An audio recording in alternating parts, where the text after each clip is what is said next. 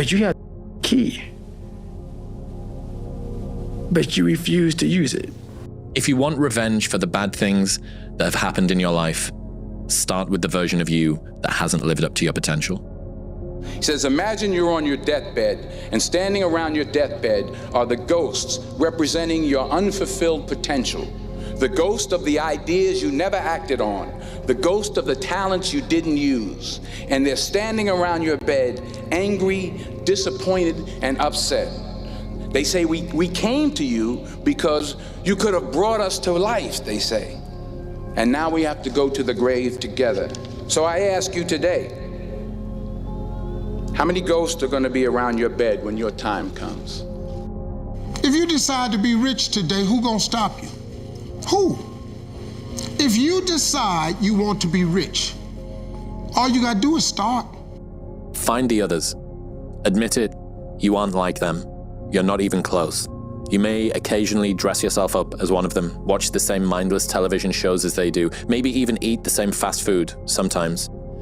But it seems that the more you try to fit in, the more you feel like an outsider. Watching normal people as they go about their automatic existences. Trust your instincts, do the unexpected, find the others. As long as you keep going, you bear witness to yourself of what you are capable of. A lot of times we have this desire to point the blame finger externally, but wherever you point the finger of blame, power follows. And so whoever I blame for the life I have is the person who I give all the power over my existence, over my circumstances.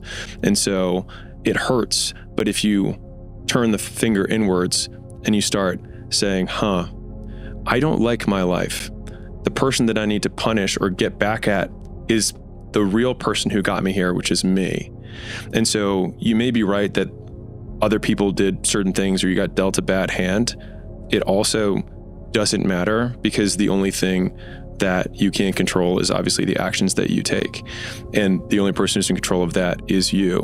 And so the revenge porn is thinking about what the version of you who got you here did, and then acting in the exact opposite of that as many times as you possibly can. And the pain that you feel by rejecting the thing that you used to do that got you into this bad circumstance, that's the real revenge.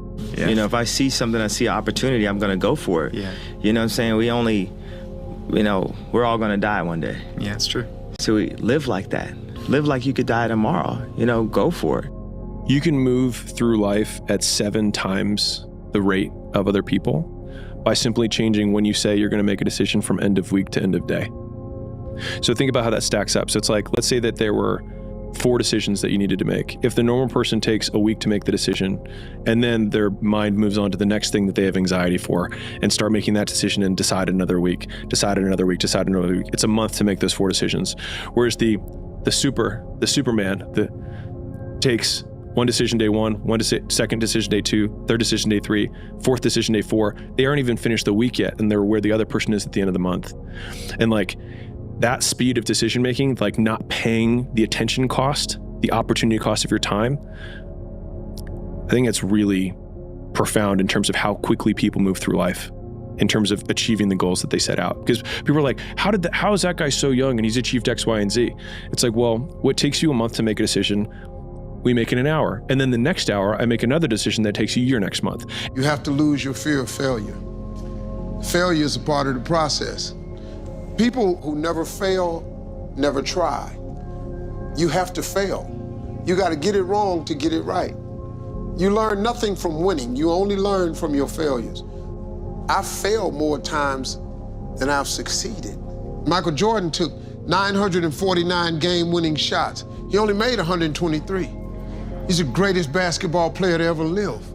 He only made 123 game-winning shots. He took 949 of them. But when you actually set a timer and you only use that timer and you pause it when you stop working and you do 100 hours of work, all of a sudden by the end of that 100 hours, you have a very different understanding to the very granular level of what it takes to be great. They want this magic pill. They want to know the secret, but there is no secret. It's just hard work. But I think the thing that everyone who's listening lacks is the context on how hard work is, not in that it's complex, but just in that it's a continuous and unending focus on one thing and noticing the details that separate mediocrity from greatness. A goal, setting it as a goal, and working on it. You can become anything that you want to become. The harder you work, the better you get. Until you have had the taste of finishing, you will not respect yourself. Until you follow through, until something is done, come hell or high water, tears and struggles and pain, and you go through it anyway, and you show up and you continue to fight on no matter the circumstances. After a while, something begins to wither inside of you. So no matter how you feel, get up and do what you're supposed to do. That's it. And that's discipline. It's not motivation. If you only did what you were supposed to do when you were motivated to do it, that's leaving it to chance. But if you're disciplined, you go do what you're supposed to do. You don't have to feel good about it. You just have to keep going. The feeling will pass, but you will remain. You are greater than your feelings. Going to bed late and waking up early to work for a few days won't kill you. You're not going to burn out. You're doing what it takes. If you're one of those people that push work-life balance, just remember, the people who like working a lot don't care. I've never regretted trying harder at anything ever. Hard times last long, but an epic story feels like a lifetime. You're going to lose sleep. You'll doubt whether it'll work. You'll stress to make ends meet. You won't finish your to-do list. You'll wonder whether you made the right call and have no way to know for years.